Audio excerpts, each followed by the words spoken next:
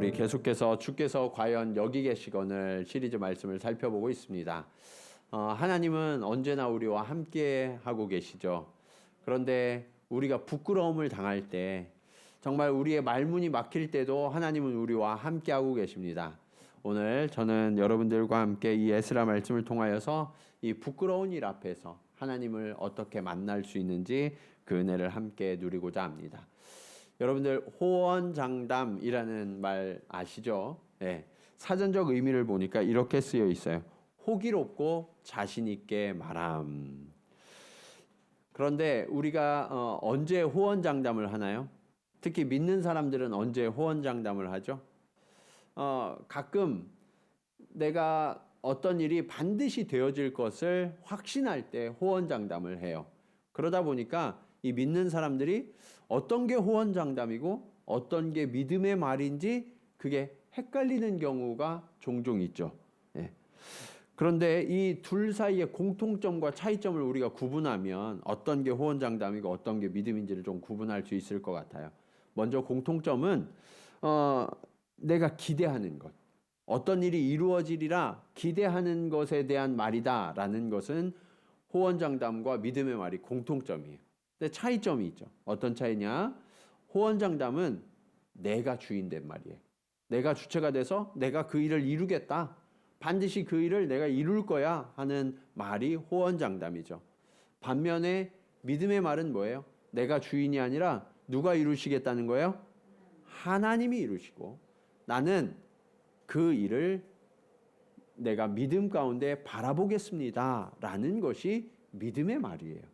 그래서 우리가 이 믿음과 호언장담을 구분할 수 있어야 되는데, 문제는 우리가 살아가다 보면 나도 모르는 사이에 믿음의 말인 줄 알고 하지만 그게 호언장담인 경우가 종종 있다는 거예요.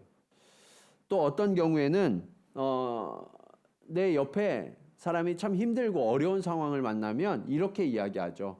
걱정하지 마. 다 잘 될 거야. 그걸 믿음의 말로 착각하고 우리가 그냥 복을 비는 언어를 상대에게 선포할 때가 의외로 많다라는 거예요. 그러다 보니까 우리가 진짜 살아가면서 어떤 게 믿음이고 어떤 경로로 믿음이 역사하는지를 잘 모르면서 살아갈 때가 많아요. 그래서 저는 오늘 이 에스라 말씀을 통해서 믿음의 실체가 무엇이고 우리가 어떻게 하면 이 믿음의 역사를 제대로 분별할 수 있는지 오늘 말씀을 통해서 함께 교훈을 얻기 원합니다. 자, 이 믿음이 아니라 우리가 호언장담할 때는 어떤 일이 일어나냐면 오늘 말씀의 첫 번째 교훈인데요. 내 믿음이 초라해 보일 때가 있어요. 네. 여러분 스스로 한번 생각해 보세요. 내 믿음이 1점부터 10점까지 정도 되면 나는 몇 점 정도 믿음이 될까? 네. 몇 점 정도 되는 것 같으세요? 네. 한번 이렇게 생각해 보세요. 난 1점부터 10점. 10점이 가장 높은 거예요. 많은 분들이요. 평소에는 믿음을 쉽게 장담해요. 나는 믿음이 한 8, 9점 정도는 되는 것 같은데? 이렇게 좀 후한 평가를 주시기도 하죠. 그런데 막상 그 믿음을 발휘해야 되는 그 순간이 딱 오면 어때요? 믿음을 발휘해야 되는 순간은 대부분 인간적으로는 그것이 불가능한 상황. 내 힘과 내 능력으로는 그것을 감당할 수 없는 상황이 됐을 때 그때 믿음이 발휘돼야 되거든요. 그때 과연 우리는 믿음을 제대로 발휘하는가 생각해 보면 믿음이 발휘되기보다는 두려워하고 염려하는 경우가 더 많다라는 것을 우리가 알 수 있게 되죠. 자, 다른 사람의 일은 우리가 쉽게 믿음을 말해요. 왜 이렇게 믿음이 없어? 믿음을 가져야지. 그리고 지금 당하는 일이 아니라 먼 미래의 일, 나에게 별로 일어나지 않을 것 같은 그런 일에 대해서는 쉽게 믿음을 선포할 수 있어요. 그런데 막상 눈앞에 닥친 이 현실의 어려움과 문제를 대할 때는 어때요? 믿음을 쉽게 말할 수 있나요? 그때는 우리가 믿음보다는 나도 모르는 사이에 한숨이 나오고 걱정이 먼저 되고 두려움도 내 안에 있고 그런 경우가 많은 것이 우리의 모습이 아닌가요? 그런 상황에 처하다 보면 문득 이런 생각이 들어요. 내 믿음이 너무 초라하구나. 그 믿음이 초라함을 느끼면 사람들은 어떻게 반응해요? 믿음이 초라하면 사실은 우리가 다른 반응을 보여야 되는데 위축되는 경우가 굉장히 많이 있어요. 여러분, 자동차를 타고 가는데 그 주유 게이지에 불이 들어오는 적이 있죠? 주유 게이지에 불이 들어오면 그때부터 초조해지기 시작해요. 아, 지금 얼마 정도 더 갈 수 있지? 근데 막 주유소가 나타나지 않으면. 근데 그때 아무렇지도 않게 차를 계속 몰고 가면 어때요? 기름이 떨어지고 차가 덜컹거리기 시작해요. 빨리 넣지 않으면 큰일 나는 거예요. 그래도 계속 가는 사람은 없어요. 주유소를 피해 다니는 사람은 없어요. 반드시 주유소에 가서 기름을 넣죠. 기름을 딱 넣는 순간 어떻게 돼요? 안심이 돼요. 네. 그게 믿음이에요. 여러분, 믿음이 없으면, 내가 믿음이 부족하고 그렇게 하면 어떻게 해야 되냐면 하나님 앞으로 나와야죠. 하나님의 우리의 믿음을 채워주시잖아요.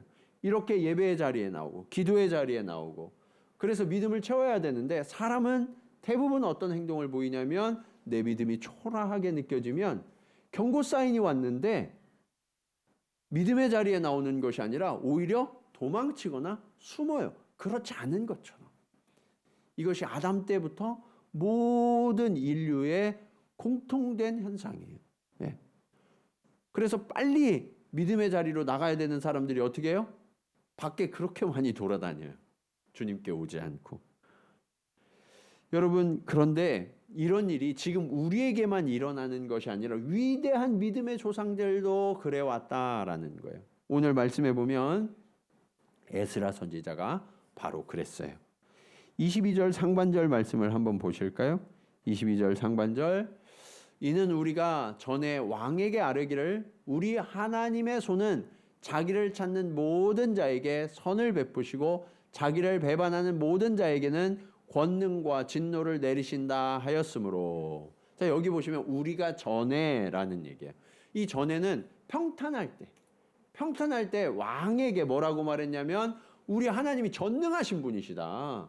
그래서 그 하나님을 붙들면 그 하나님의 손이 우리를 능히 구원하실 수 있고 우리를 보호하시고 우리를 채우시고 우리를 인도해 주신다.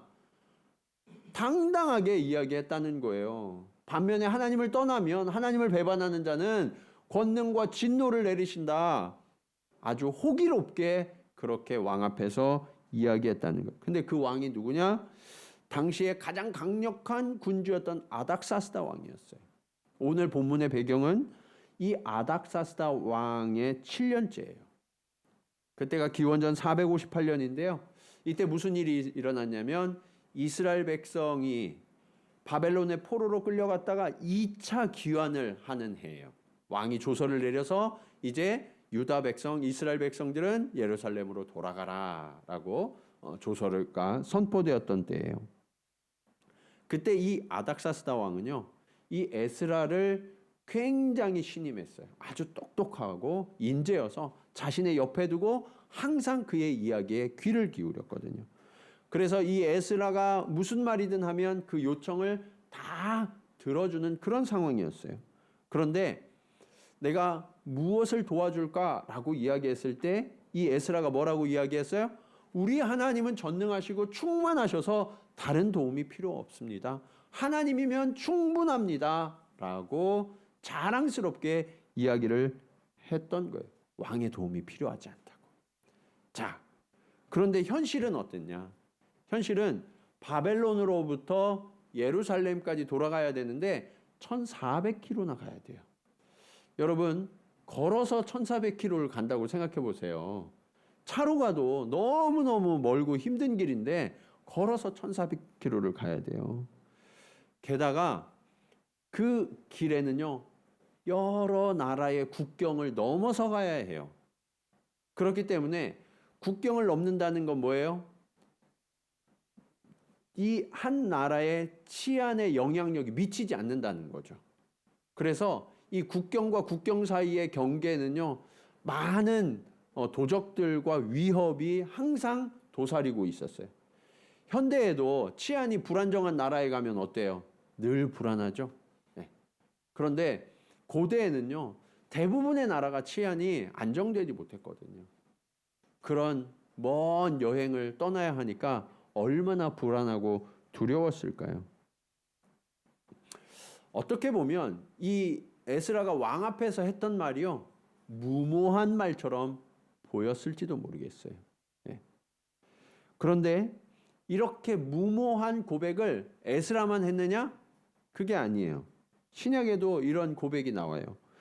마태복음 26장 33절 말씀입니다. 베드로가 대답하여 이르되 모두 주를 버릴지라도 나는 결코 버리지 않겠나이다.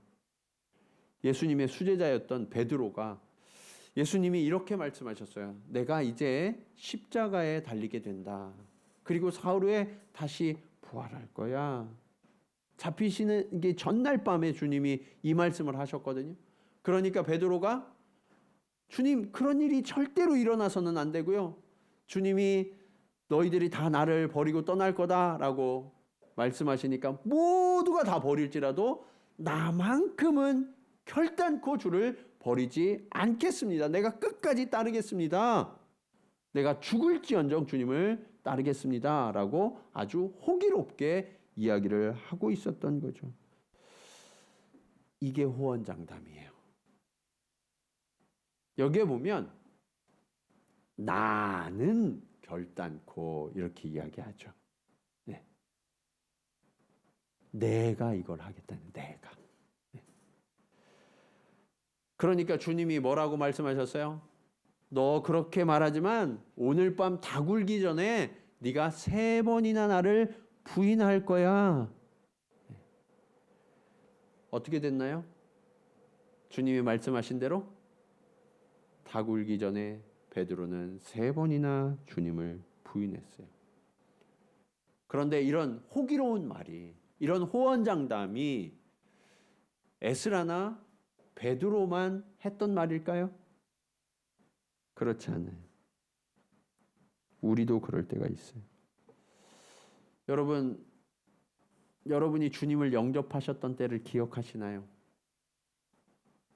주님을 영접하던 날, 그 주님의 은혜가 너무나 뜨겁고 감격스러워서 주님이면 충분하다고, 그리고 그 주님이 보내시는 곳이면 내가 어디든지 언제든지 나아가겠다고, 주님 내게 말씀만 해주세요, 그렇게 주님 앞에 결단을 고백했던 때가 있지 않으세요? 특히 모태신앙인 분들, 요즘은 모태신앙을 이렇게 해석해요. 못해신앙.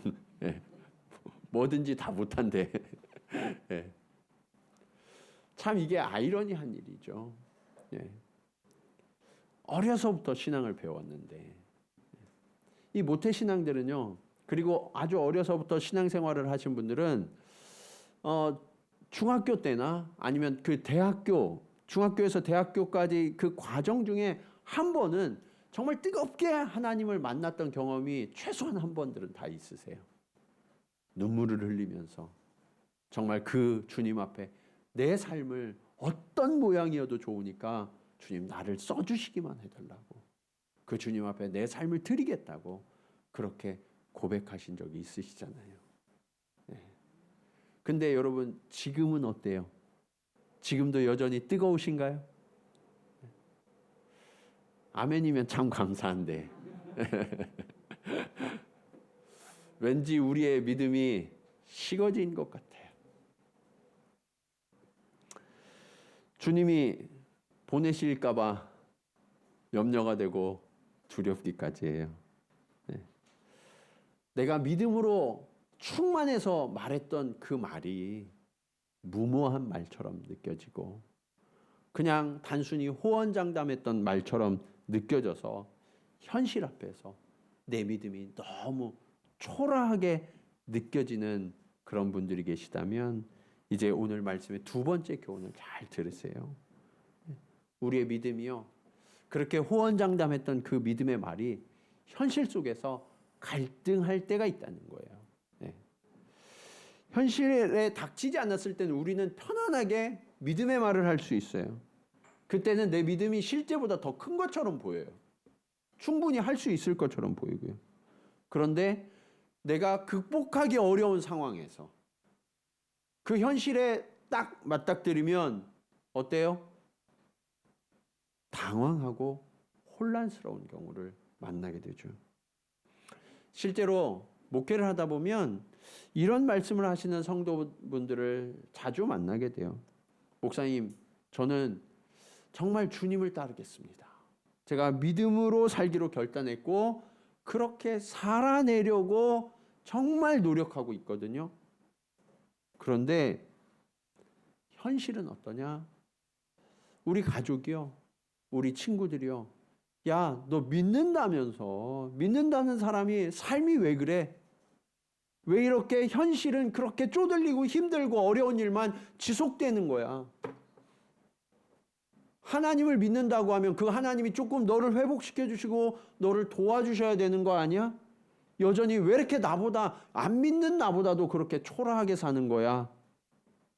그러면서 그 말이 너무 힘들다는 거예요. 더 힘든 건 그렇게 말하는 그 사람 앞에 답변할 말이 없대요. 내 삶이 너무 초라해 보인다는 거죠. 그러면서 이런 생각도 드신다는 거예요. 목사님, 혹시 제 믿음이 잘못된 건 아닐까요? 여러분도 혹시 그런 생각을 해보신 적이 있으신가요? 네. 정말 많은 분들이 그런 질문을 가지면서 신앙생활을 하시거든요. 근데 여러분, 오늘 본문에 에스라도 그랬다는 거예요. 네. 그래서 그게 이상한 게 아니에요. 믿음으로 가는 바른 여정을 여러분들이 겪고 계시는 거예요. 22절 말씀 보시면 이렇게 말씀하고 있어요. 이는 우리가 전에 왕에게 아뢰기를 우리 하나님의 손은 자기를 찾는 모든 자에게 선을 베푸시고 자기를 배반하는 모든 자에게는 권능과 진노를 내리신다 하였으므로, 여기까지나 우리가 아까 살펴봤어요. 길에서 적군을 막고 우리를 도울 보병과 마병을 왕에게 구하기를 부끄러워하였습니다. 내 현실은 길에서 적군을 막고 우리를 도울 보병과 마병이 필요한데, 그 이야기만 하면 왕이 도와줄 것 같은데 그거 구하는 게 너무 부끄럽다라는 거예요. 왕 앞에서 하나님의 크고 전능하심을 아주 당당하게 선포했어요. 그리고 그때까지는 정말 하나님이 그렇게 모든 것을 다 책임져 주시니까 다른 도움은 필요 없다고 생각했던 거예요. 근데 막상 이 유다 백성들을 이끌고 먼 길을 가야 하는 그 순간이 앞에 딱 오니까 너무 막막해요. 이 길을 어떻게 갈 수 있지? 아무리 계산해봐도 이 어려운 길을 끝까지 안전하게 갈 방법이 없는 거예요. 그렇다고 지금에 와서 왕 앞에 가서 군대를 구하기도 너무 부끄러워요. 나만 부끄러우면 그나마 괜찮은데 하나님까지 창피를 당하실까 봐, 그 전능하신 하나님이 갑자기 왕과 이 이방 믿지 않는 백성들 앞에 무능하신 하나님처럼 보일까 봐 그 말을 도저히 할 수가 없는 거죠. 게다가 왕 앞에 허언을 하면 어떻게 돼요? 그거는 언제 처형당할지 모르는 무서운 일이죠. 그러니까 그 왕 앞에 다시 가서 그 보병과 마병을 달라고 이야기할 수가 없는 거예요. 돌이킬 수 없는 상황에 놓이고 말았던 거죠. 여러분은 혹시 사람들을 인솔해 보신 적이 있으신가요? 제가 한국교회 있을 때 해마다 여름이면 단기 선교팀을 이끌고 이 해외 선교지들을 방문을 하곤 했었는데, 가기 전에 한 두세 달 이상을 정말 뜨겁게 기도하고 여러 가지 준비를 해요. 선교지에 가서 섬길 준비들을 잘 해가지고 갑니다. 가면 정말 은혜롭고 또 우리가 준비한 것들을 나누면서 그 안에서 수많은 간증들이 일어나서 그 선교팀 전체에 정말 하나님이 어떻게 역사하셨는지 하는 고백이 충만해요. 근데 이 유효 기간이 있어요. 언제냐면 일주일. 왜냐하면 선교지는요, 대부분 우리가 사는 것보다 환경이 좋을까요? 열악할까요? 열악해요. 예. 보통 열악한 게 아니에요. 굉장히 열악해요. 게다가 음식이 잘 맞지 않는 경우가 굉장히 많이 있어요. 그러니까 환경은 열악하고 먹는 거는 잘 못 먹고 잠도 잘 못 자고 그러니까 내 육체가요 일주일쯤 지나면 버티다 한계가 와요.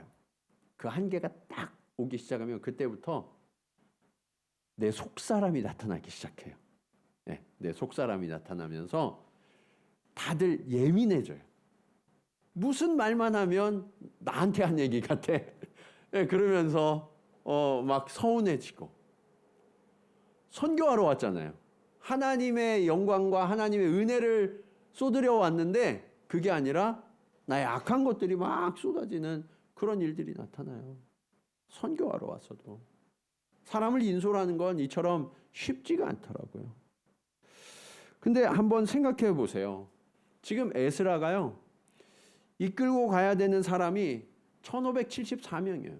네, 여기 계산해 보면. 그런데 이 1574명은 장정들의 숫자만 계산한 거예요.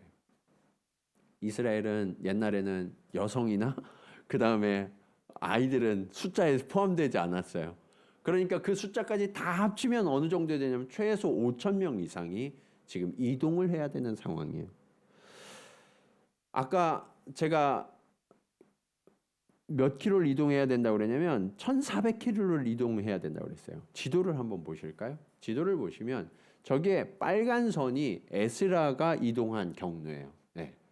그래도 좀 빨리 가는 직선으로 이동하면 저 바빌로니아에서 예루살렘까지 직선으로 이동하면 800km예요. 800km. 그런데 멀리 돌아서 1,400km를 가야 돼요. 왜냐하면 그 가운데에는 뭐가 있어요? 사막이 있어요. 아라비아 사막이. 사막은 그 많은 사람들이 물을 구할 수도 없죠. 네. 그리고 푹푹 빠지고 기후는 훨씬 더 어렵고 그러니까 그 길로 갈 수가 없어서 우리가 예전에 그 세계사 시간에 배웠던 비옥한 초승달 지역이라고 하는 그 강을 따라서 이동을 하는 그 거리가 1,400km예요. 자, 이 길을 아까 말씀드렸지만 어린아이부터 노인까지 이끌고 이동을 해야 되니까 쉬웠을까요? 어려웠을까요? 어려웠어요. 이 쉽지 않은 길을 얼마 동안 갔을까요? 에스라 7장 9절은 이렇게 증언하고 있어요. 첫째 달 초하루에 바벨론에서 길을 떠났고 하나님의 선한 손에 도우심을 입어 다섯째 달 초하루에 예루살렘에 이르니라. 1월 1일에 출발해서 5월 1일에 도착했어요. 그럼 몇 달 간 거예요? 4달. 꼬박 4달을 이동한 거예요. 물론 이 유대력으로 첫째 달은 우리로 치면 3, 4월 정도가 돼요. 음력이어서 변동이 되거든요. 그래서 3, 4월 정도가 첫째 달. 근데 그거랑 상관없이 어쨌든 꼬박 4달을 이동을 한 거예요. 여러분 4달 동안이나 쉬지 않고 계속해서 걸어간다. 고될까요? 편할까요? 너무너무 고되죠. 네, 생각도 하기 싫어요. 그렇죠? 그런 길을 지금 가야 되는 거예요. 게다가 이 에스라가 이끄는 이 귀한 행렬에는요. 짐승들도 많이 있었어요. 유목민족이었기 때문에 짐승들도 많이 있었고 그리고 왕과 방백들이 에스라가 돌아간다고 그러니까 어떻게 했냐면 선물을 많이 줬어요. 선물을. 하나님 앞에 제사드리라고 본인들이 할 수 있는 헌금을 많이 했어요. 예전에는 지금처럼 이렇게 카드나 통장 이체를 해주면 좋은데 그렇게 하지 않고 금과 은으로 줬단 말이에요. 무게가 많이 나가요? 적게 나가요? 많이 나가요. 어마어마한 금과 은과 보물을 줬어요. 게다가 이동해야 되니까 4달을 가야 되니까 중간에 식당도 없고 어떻게 해야 돼요? 음식을 다 싸가지고 가야 돼요. 식량을. 네. 그러니까 이 행렬이 얼마나 무거운 행렬이 됐을까요? 더 위험한 일이 있었어요. 국경을 넘어서 아까 치안이 미치지 못하는 그런 곳을 계속해서 가야 된다고 그러니까 중간에 대적들과 약탈자들이 노리기 너무너무 쉬운 표적이 되고 있는 거죠. 예. 정말 어떻게 해야 될지 생각만 해도 막막하고 한숨이 나오는 그런 상황 아닌가요? 예. 내가 감당할 수 없는 너무 큰 일이 지금 내 앞에 주어진 거예요. 해결할 방법이 없어요. 근데 여러분, 우리도 이 세상을 살아갈 때 그런 경험을 할 때가 있어요. 내가 감당할 수 없는 큰 일을 만나는 거예요. 도저히 내 힘으로는 이 일을 할 수가 없는데, 내가 가진 능력으로는 이 일을 해결할 수 없고, 내가 가진 돈으로는 이거를 다 해결할 수 없는 그런 상황 앞에, 또 내 질병이 나를 짓눌러서 지금 이 질병에서 벗어날 방법이 없는 것처럼 느껴질 때도 있죠. 그렇게 해결되지 않을 때 어때요? 우리는 그 문제의 짐에 완전히 눌려버려서 한숨 쉬고 답답해하는 그런 상황을 만나죠. 그런 상황을 만날 때 우리는 어떻게 해야 될까요? 우리 그리스도인들이 취해야 할 바른 태도는 무엇일까요? 그것이 오늘 말씀의 마지막 교훈이에요. 간절할 때 우리는 하나님을 의지하게 돼요. 여러분, 이렇게 내가 감당할 수 없는 큰일, 답답한 상황, 이게 왜 주어지냐면 간절한 마음을 품으라고 하나님이 허락하시는 일이라는 거예요. 왜냐? 우리가 웬만큼 답답하지 않고 웬만큼 간절하지 않으면 하나님을 찾아요, 안 찾아요? 안 찾아요. 네. 정말 내가 할 수 없는 그런 상황에, 절박한 상황에 놓여야 그때 비로소 하나님을 찾아오거든요. 사실 이렇게 힘들고 어려운 상황을 만났을 때 우리가 취할 수 있는 태도는 두 가지예요. 하나는 에라 모르겠다 하고 그냥 포기해버리는 거죠. 완전히 놓아버리는 거예요. 그런데 그것은 그리스도인의 바른 태도가 될 수 없어요.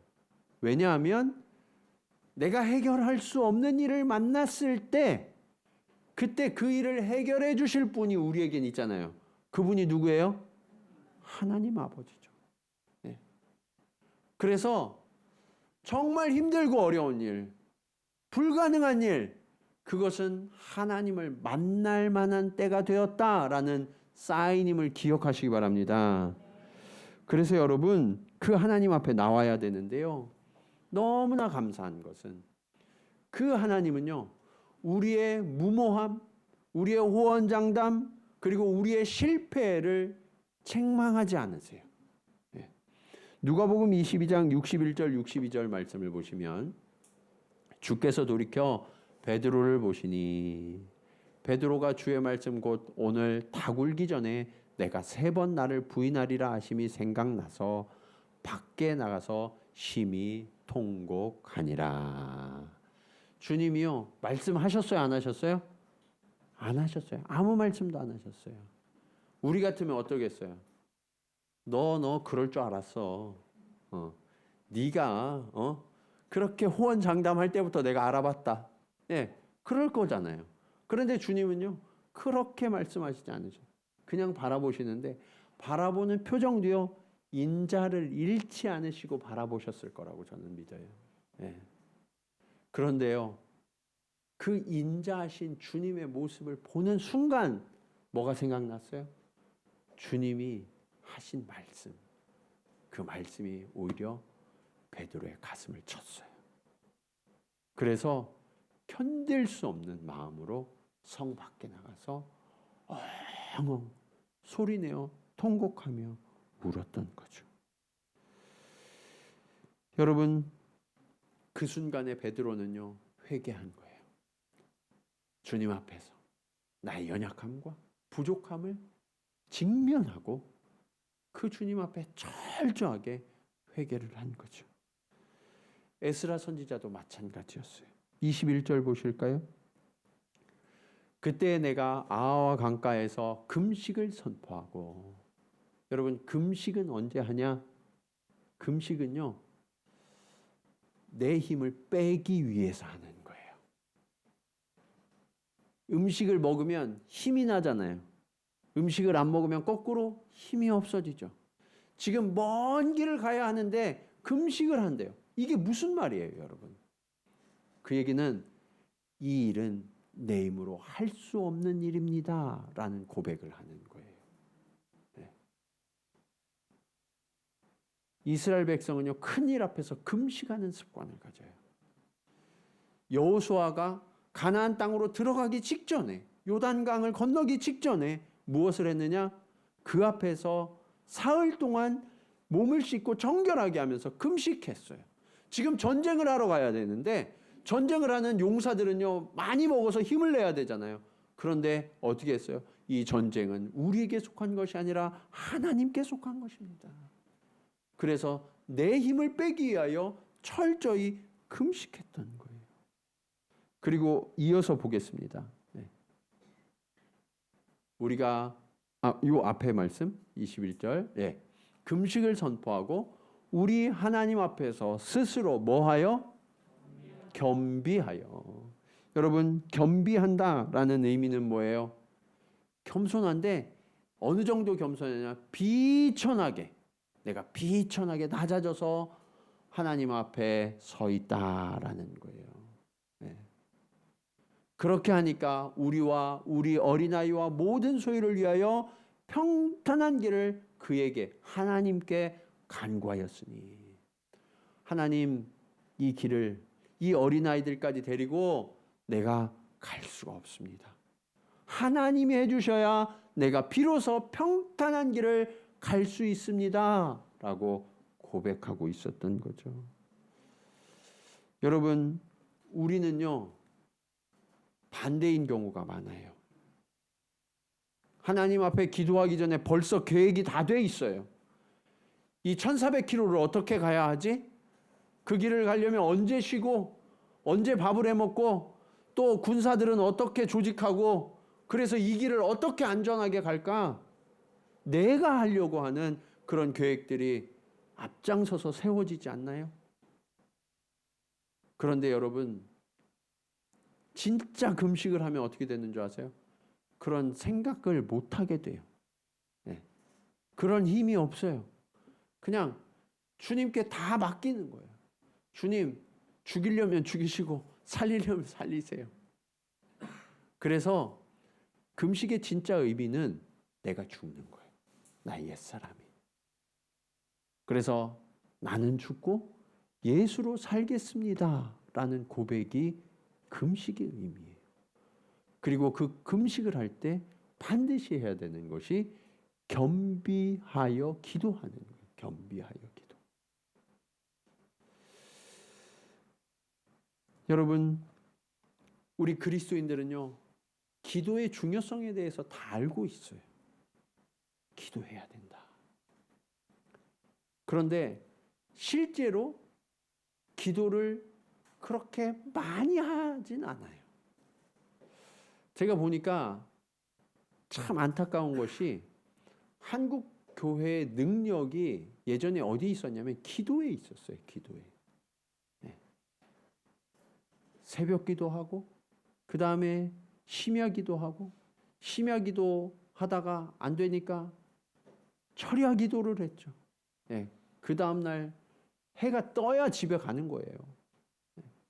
그리고 기도원마다 아주 그냥 사람들이 넘쳐났었어요. 기도원에 올라가서 기도할 때 다 뭐라고 했어요? 내가 오늘 이 소나무 하나 뽑지 않으면 내려오지 않는다고. 예. 그래서 그 나무를 붙들고 흔들면서 예. 그렇게 기도들을 하셨죠. 근데요, 요즘 그 기도원들이 다 문 닫았어요. 왜요? 기도하는 분들이 안 계셔서. 교회마다 기도의 자리는 텅텅 비어요. 만나서 교제하고 마시고 먹는 자리는 넘쳐나는데 네. 기도하는 자리는 인기가 없어요. 이것이 우리의 연약해진 이유예요. 사랑하는 여러분, 기도가 회복되지 않으면 그 하나님의 임재와 동행하심을 경험할 수가 없어요. 우리의 예배는 어떤가요? 제가 조금만 설교가 길어지면 표정이 안 좋아요. 목사님 빨리 끝났으면 좋겠는데. 우리가 찬송할 때도 하나님의 임재 안에서 가득히 그 영광을 누리며 찬송 드려야 하는데 그런 찬송이 예전 같지 않아요. 그러면서 우리 신앙의 모습이 껍데기만 남았어요.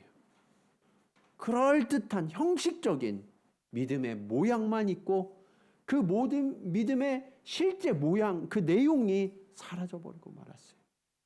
그러니까 교회에서는 그럴듯한 믿음의 모양을 가지고 있지만 세상 가운데 나아가서는 그 문제 앞에서 당당히 믿음으로 싸워 이길 만한 그런 믿음의 용사들이 많지 않아요.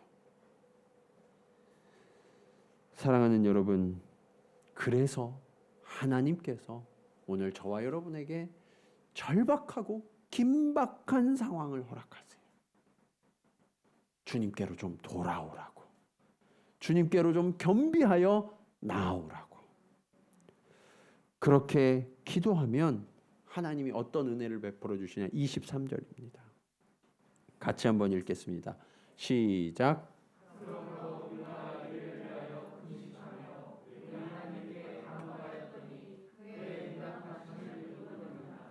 아멘. 여러분, 이처럼요 급박하고 절박하게 되면 하나님 앞에 금식하지 말라고 해도 다 금식해요. 네. 하나님 앞에 겸비하지 말라고 그래도 겸비해요. 그래서 하나님 앞에 간절히 구하게 되는 거예요.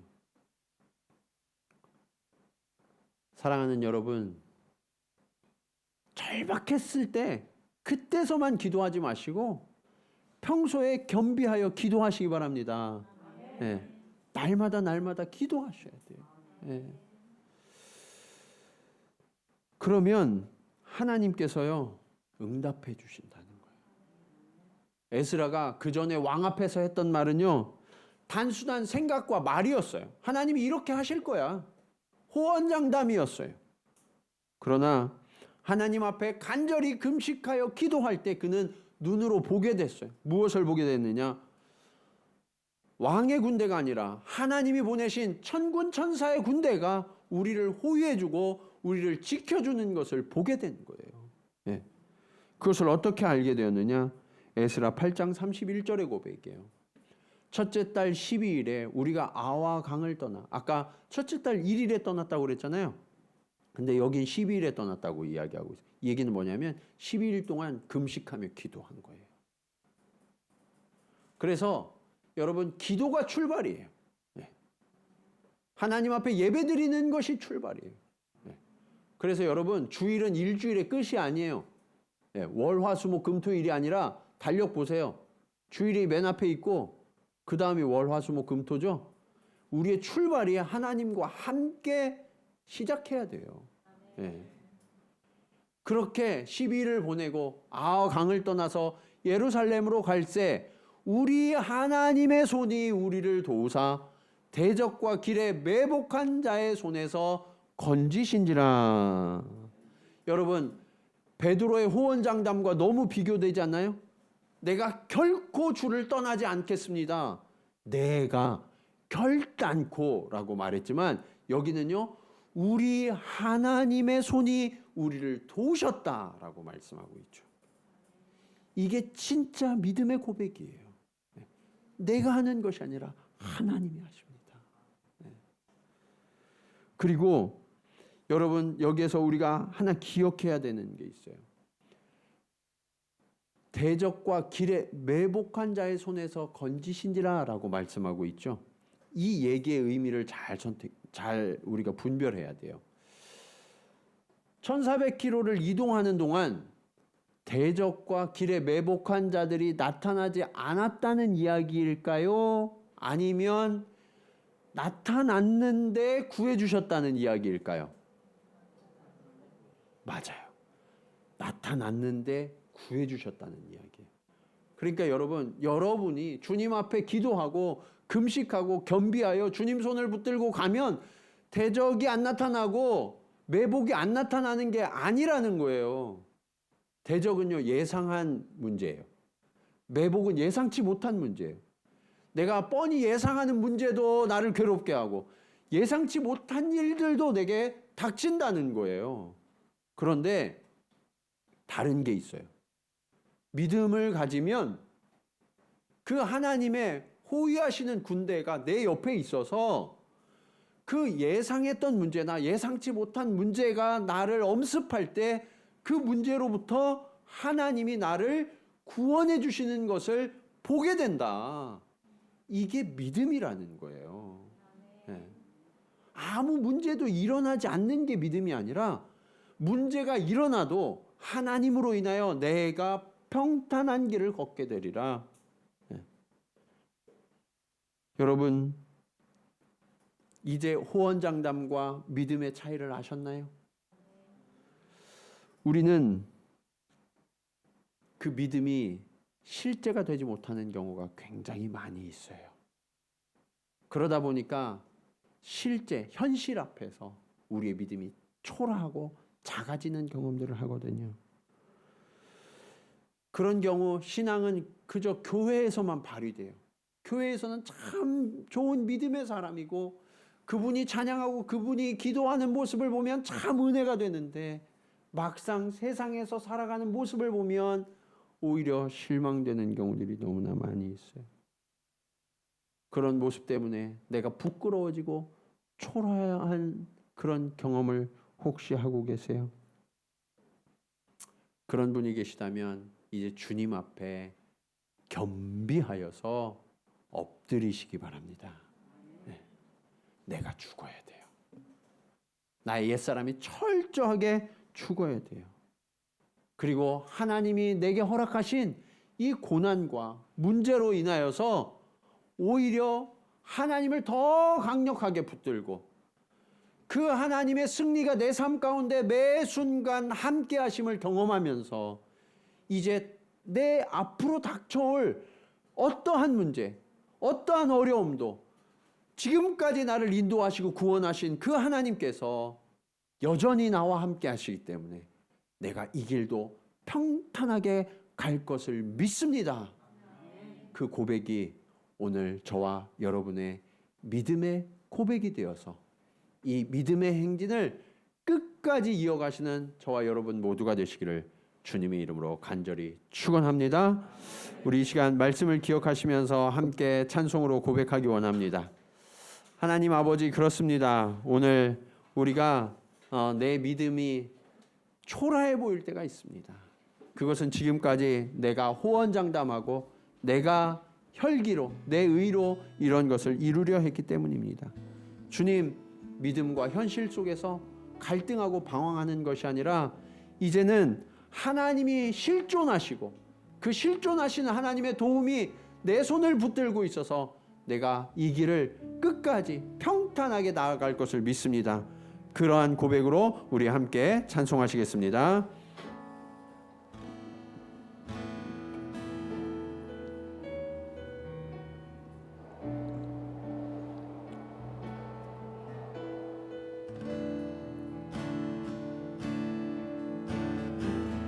안개가 날 가리워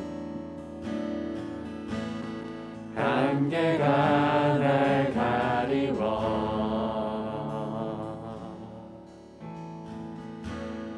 내 믿음은 들리려 할 때 나 주님께 나아가네. 주님은 산 같아서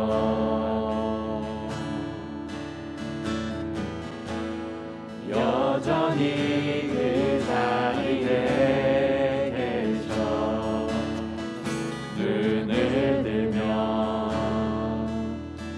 보이리라 날 위한 그 사랑. 주는 나의 도움이시라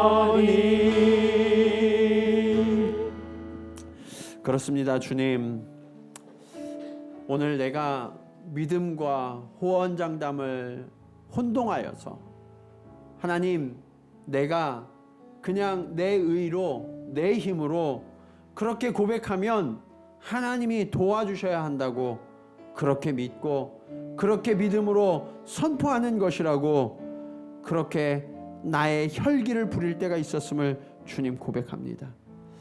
주님, 그런 고백은 나의 문제 앞에서 언제든지 무너지고 한숨이 되고 염려가 되고 두려움이 되었음을 주님 고백합니다.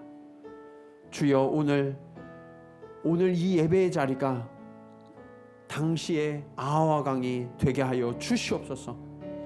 주의 은혜의 강물이 도도히 흐르게 하셔서 아버지 하나님, 이 성령의 능력으로 말미암아 우리의 연약함, 우리의 부족함을 철저히 회개하며 하나님의 강하심을 덧입는 자리가 되게 하여 주시옵소서. 아버지 하나님, 간절히 간구하오니 오늘 하나님 앞에서 내 믿음을 바로 세우는 시간이 되기를 원합니다. 내가 겸비하오니 주님, 나는 죽고 예수로 살게 하여 주시옵소서. 내 힘이 아니라 하나님의 힘으로 나아가는 인생이 되게 하시고 하나님이 이끄시는 삶이 되게 하여 주셔서 아버지 하나님, 내가 하나님으로 말미암아 승리할 것을 선포하며 그 하나님의 손을 붙들고 나아가서 참된 승리를 거두는 믿음의 행진을 시작할 수 있도록 주여 인도하여 주시옵소서. 우리 간절한 마음으로 함께 기도 드리시겠습니다. 할렐루야. 아버지 하나님, 은혜를 감사합니다. 아버지 하나님, 오늘 우리의 삶을 돌아볼 때 아버지 하나님, 내가 믿음의 말인 줄 알고 내가 당당하게 선포했던 말들이 아버지 하나님, 그냥 나의 계획과 나의 결단뿐이었음을 주님 고백합니다. 주님, 그렇게 내가 보기롭게 이야기했지만 아버지 하나님, 내 현실의 문제 앞에서 나는 여지없이 무너졌고 나는 아버지 하나님 포기할 수밖에 없었고 나는 부끄러움을 당할 수밖에 없었음을 주님 고백합니다. 주님, 오늘 이 자리에서 아버지 하나님, 나의 연약함과 아버지 하나님, 나의 헛됨을 바라보았사오니 주여, 이제는 내 힘과 내 능력으로 살아가는 것이 아니라 아버지 하나님, 그렇게 호언장담하는 것이 아니라 나의 인생의 주인이 오직 아버지 하나님이심을 고백하면서 그 하나님 앞에 내 삶을 전적으로 의탁하는 주의 자녀들 되게 하여 주시옵소서. 그래서 주님, 현실의 문제 앞에서 이제는 무너지는 것이 아니라 나의 힘과 나의 도움이신 하나님, 내가 그분으로 인하여 승리할 것을 믿고 아버지 하나님, 그분을 전적으로 의탁하여서 아버지 하나님, 나는 죽고 오직 예수 그리스도로 살아서 그 하나님이 이끄시는 삶, 그 하나님이 나를 통하여 역사하시는 삶을 바라보게 하시고 아버지 하나님, 그렇게 대적도 물리치고 아버지 하나님, 그렇게 매복도 물리쳐 주시는 그 하나님을 전적으로 고백하는 아버지 하나님 간증의 삶을 살 수 있도록 주여 역사하여 주시옵소서. 아버지 하나님, 우리의 가슴이 뜨거워져서 그 하나님을 고백했던 때가 있습니다. 그런데 주님, 그 하나님을 고백했던 때조차도 여전히 내가 주인이어서 내가 그것을 계획하고 내가 이루어야 하는 줄 알고 그러다 잘 되지 않으면 실망하고 시험에 들고 낙심하고 그렇게 주님 앞에 돌아와야 할 때도 돌아오지 못하고 여전히 부끄러워만 하던 그런 어리석은 우리들을 주님 용서하여 주시옵소서. 주님, 오늘 이 자리가 아와 강가가 되기를 원합니다. 그곳에서 하나님의 임재를 경험하고 하나님의 무장되어진 군사로 거듭나왔던 유대 백성들처럼 오늘 우리가 그 하나님의 임재하심을 보게 하여 주시옵소서. 하나님, 오늘 이곳에서 우리의 옛사람이 죽어지고 오직 예수로 거듭나는 경험이 일어나기를 원합니다. 주여, 이전까지 내가 주인 되어서 내가 계획하고 내가 이끌어가고 내 맘대로 해야 됐던 그런 삶에서 이제는 주여, 나는 죽었사오니 주님께서 나의 주인 되셔서 주님 나를 이끌어 주시옵소서. 그런 겸손한 고백이, 그런 겸비한 자세가 우리의 자세가 되게 하여 주시옵소서. 그리고 주님이 이끌어 가시는 그러한 신앙의 여정, 그곳에서 때로는 대적들도 만나고 때로는 예상치 못했던 매복들을 만나지만 우리가 두려워하지 않을 것은 하나님의 전능하신 손이 우리를 구원하실 것을 믿기 때문입니다. 주님 날마다 그 하나님의 구원을 경험하게 하시고 보게 하시고 듣게 하여 주시옵소서. 그래서 주님 우리 앞에 앞으로 닥칠 그러한 어떠한 문제도 우리가 두려워하지 아니하며 그 하나님을 전적으로 의탁하여 나아가는 주의 복된 자녀들 되게 하시고 믿음의 군사들 되게 하여 주시옵소서. 이제는 우리의 인도자가 되시는 예수 그리스도의 은혜와 우리를 책망하지 아니하시고 우리를 이끌어 가시는 아버지 하나님의 사랑하심과 우리 안에 계셔서 늘 주의 말씀으로 깨닫게 하시고 인도하시는 성령님의 감화감동 교통하심이 오늘 말씀을 따라 이 예배의 자리에서 오직 하나님만을 의지하며 하나님이 이끄시는 삶을 살기로 결단하는 믿음의 행진을 나아가는 사랑하는 성도들의 걸음걸음 위에, 그리고 그들이 마침내 들어갈 아버지의 나라 가운데 이제로부터 영원토록 함께 하시기를 간절히 축원하옵나이다. 아멘.